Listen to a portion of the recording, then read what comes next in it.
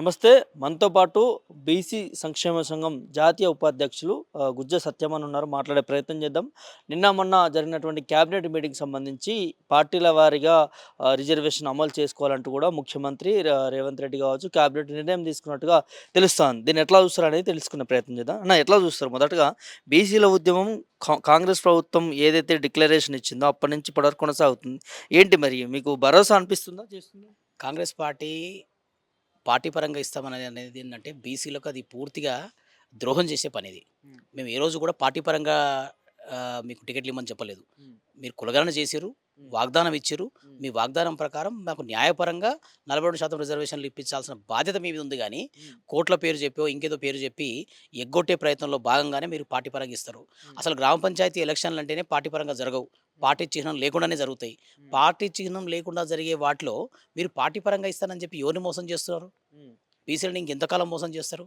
హ్మ్. సో, ఇప్పటికైనా సరే ఎలక్షన్‌లన్నిటిని ఇప్పటికైనా పోస్ట్‌పోన్ చేసి, హ్మ్. సంప్రదింపుల ద్వారా కేంద్ర ప్రభుత్వాన్ని ఒప్పించి, హ్మ్. రాబోయే పార్లమెంటు సమావేశాలలో హ్మ్. రాజ్యాంగ సవరణ కోసం పట్టుబట్టి కేంద్ర ప్రభుత్వాన్ని ఒప్పించి, హ్మ్. అఫీషియల్‌గా 42% రిజర్వేషన్లు ఇవ్వడం ఒక తప్ప, హ్మ్. ఇంకో మార్గాన్ని బీసీలు ఒప్పుకునే పరిస్థితులు లేవు. బీసీల పైన కాంగ్రెస్ పార్టీకి ప్రేమ ఉన్నది. అందుకనే కులగణన చేసింది. ఢిల్లీకి పోయి ధర్నా చేసినాము.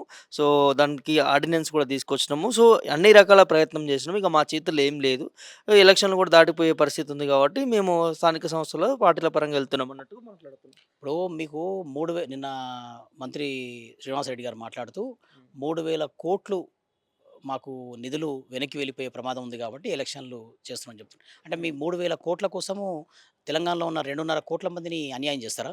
హ్మ్. తెలంగాణలో ఉన్న న్యాయంగా దక్కాల్సిన సర్పంచ్ పదవులను, ఎంపీటీసీ, జెడ్పీటీసీ పదవులను తుంగలోకి తొక్కి మాకు రాకుండా చేసి మీ 3000,00,00,000 కోసమేనా మీ ప్రయత్నం ఇదంతా? హ్మ్. అసలు మిమ్మల్ని నా కామారెడ్డి డిక్లరేషన్‌లో వాగ్దానం ఇచ్చింది మీరు. హ్మ్. మీ వాగ్దానాన్ని నమ్మి 2.5 కోట్ల మంది ఓట్లేస్తే అధికారంలోకొచ్చింది మీరు. హ్మ్. ఇయాల అధికారంకొచ్చిన తర్వాత ఎట్లా ఎగ్గొట్టాలనే ప్రయత్నంలో భాగంగా మీరు మాటి మాటికి అటు కేంద్ర ప్రభుత్వం మీద, ఇటు న్యాయస్థానాల మీద ఒత్తిడిగా నిబం నెట్టకుండా హ్మ్. మీరు కేంద్ర ప్రభుత్వాన్ని సంప్రదించండి. ఆర్. కృష్ణన్న గారు దాదాపుగా 2, 3 నెలల నుంచి చెప్తున్నారు.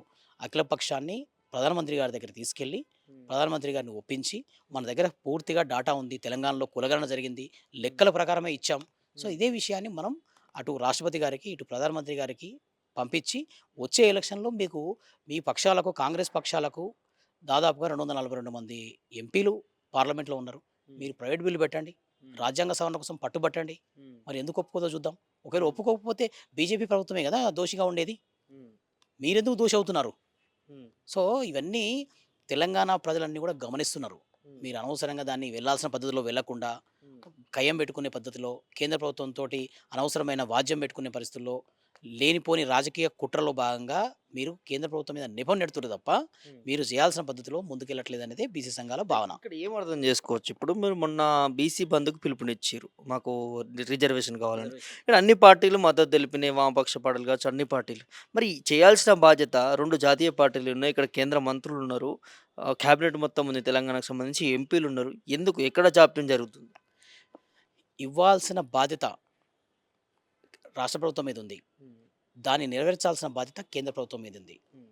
ఇటు కేంద్రమైనా, అటు రాష్ట్ర ప్రభుత్వమైనా న్యాయపరంగా ఎలాంటి ఇబ్బందులు లేకుండా 42% రిజర్వేషన్లు ఈ రాష్ట్రంలో ఉన్న బీసీలకు ఇవ్వాలి. హ్మ్. ద్రోహులు ఇద్దరున్నారు ఇక్కడ. హ్మ్. ఒక కేంద్ర ప్రభుత్వం ఒకటే, రాష్ట్ర ప్రభుత్వం ఒకటే కాదు. హ్మ్. రాష్ట్ర ప్రభుత్వం, కేంద్ర ప్రభుత్వం 2 కూడా హ్మ్. మోకాలడ్డే పరిస్థితులున్నాయి. హ్మ్. కేంద్ర ప్రభుత్వంలో చూస్తే ఏదో ముస్లిం రిజర్వేషన్‌లన్న పేరుతోటి అడ్డని చెప్తున్నారు. హ్మ్. మరి ఇక్కడ తెలంగాణ అసెంబ్లీలో హ్మ్. బిల్లు పాస్ చేసినప్పుడు హ్మ్. అన్ని పార్టీలు మద్దతు చెప్పినాయి కదా! హ్మ్. మరి మీకు నిజంగా బీజేపీ ఎంపీలకు అబ్జెక్షనే ఉంటే, హ్మ్. ముస్లింలకు ఏదో కలిపారని చెప్పేసి మీరు చెప్తున్నారు గదా! హ్మ్. మరి అప్పుడే అబ్జెక్షన్ చెప్పాల్సుండే గదా! హ్మ్. అసెంబ్లీలో మీరు ఆర్డినెన్స్ మీద సంతకం పెట్టేటప్పుడు అన్ని పార్టీలు ఒప్పుకుంటాయి. హ్మ్. కానీ కేంద్రానికి పంపించే వరకు కేంద్ర ప్రభుత్వం అటువైపు మోకాలడ్డుతుంది. హ్మ్. ఇటు రాష్ట్ర ప్రభుత్వం చేయాల్సిన పని సవ్యంగా చేయకుండా హ్మ్. కేంద్రం మీద నెపనెడుతుంది. హ్మ్. ఇప్పటికి కూడా సమయం మించిపోలేదు. దీన్ని మనం తమిళనాడు తరహాలో హ్మ్. మీరు 69% రిజర్వేషన్‌లు తమిళనాడులో ఒకసారి గమనిస్తే, హ్మ్. జయలలిత అప్పటి ముఖ్యమంత్రి కేంద్ర ప్రభుత్వం వద్దకెళ్ళి మొత్తం మంత్రివర్గము, మొత్తం అక్కడ వ్యవస్థ అంతా గూడా అక్కడ కూర్చొని, మేము ఇది 69% బీసీ రిజర్వేషన్‌లు వచ్చేంత వరకు గూడా మేము మా రాష్ట్రానికి వెళ్ళము. ఇక్కడి నుంచే పరిపాలన సాగిస్తాం అని చెప్పి మొండి పట్టుదలతో అక్కడ కూర్చొని తను బిల్లు పాస్ చేయించుకొని పార్లమెంట్‌లో 9వ షెడ్యూల్‌లో పెట్టుకొని బిల్లు తీసుకొనొచ్చిర్రు. మీరు అదే ప్రయత్నాలు చేయండి. హ్మ్. మీరు చలో ఢిల్లీ, ఢిల్లీ అనంగానే అన్ని పనులకేమో మీరు సామరస్యంగా ప్రధానమంత్రిని కలుస్తారు. హ్మ్. కేంద్ర మంత్రులను కలుస్తారు. మీ ప్రాజెక్టుల కోసం, నిధుల కోసం. హ్మ్. మరి బీసీ బిల్ అనంగానే ఎందుకు ధర్నాలు చేస్తున్నారు? హ్మ్. దీనికి రాజకీయ రంగెందుకు పొలుముతున్నారు? ఇంకా విడ్డూరం ఏందంటే 2 పార్టీలు గూడా మొన్న ధర్నాలు చేసినాయి గతంలో గూడా. 2 కాంగ్రెస్ చేసి పార్టీలు బీజేపీ. కాదు. మొన్న మనకు జరిగిన బంద్‌లో హ్మ్. అన్ని రాజకీయ పార్టీలు, తెలంగాణలో ఉన్న అన్ని రాజకీయ పార్టీలు మద్దతిచ్చినాయి. హ్మ్. కానీ నిజంగా బీసీలకు దక్కాల్సిన సమయం వచ్చినప్పుడు అన్ని మొహం చాటేస్తున్నాయి. హ్మ్. ద్రోహం చేసే పరిస్థితులున్నాయి.